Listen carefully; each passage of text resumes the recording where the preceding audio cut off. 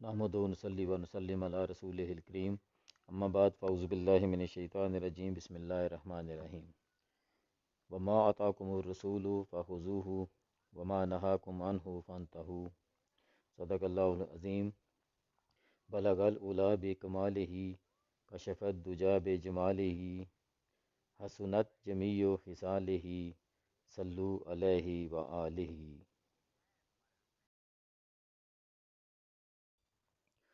اعوذ باللہ من الشیطان الرجیم بسم اللہ الرحمن الرحیم۔ سورۃ فاتحہ کی آیت نمبر 2۔ اور رحمان الرحیم، بہت مہربان رحمت والا۔ رحمان و رحیم اللہ تعالیٰ کے دو صفاتی نام ہیں۔ رحمان کا معنی نعمتیں عطا کرنے والی ذات، اور رحیم کا معنی بہت زیادہ رحمت فرمانے والا۔ یہ یاد رکھنے کی بات ہے کہ یہ دونوں صفات جو اللہ تعالیٰ کی ہیں، اس کا مطلب یہ ہے کہ اللہ تعالیٰ اپنے بندے کو جتنی بھی رحمت و نعمتیں دیتا ہے ان کا بدلہ طلب نہیں فرماتا،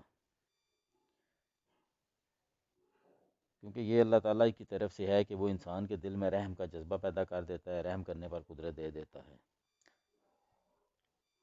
ابو عبداللہ محمد بن احمد قرطبی رحمۃ اللہ تعالیٰ فرماتے ہیں کہ رب العالمین کے بعد اللہ تعالیٰ نے اپنے دو صاف رحمان و رحیم بیان فرمائے ہیں۔ اس کی وجہ یہ ہے کہ جب اللہ نے فرمایا کہ وہ رب العالمین ہے، تو اس سے سننے اور پڑھنے والے کے دل میں اللہ کی عظمت کی وجہ سے اس کا خوف پیدا ہوتا ہے۔ تو اس کے ساتھ ہی اللہ نے دو صاف رحمان و رحیم ذکر کر دیے، جن کے ضمن میں اللہ تعالیٰ کی اطاعت کرنے کی ترغیب ہے۔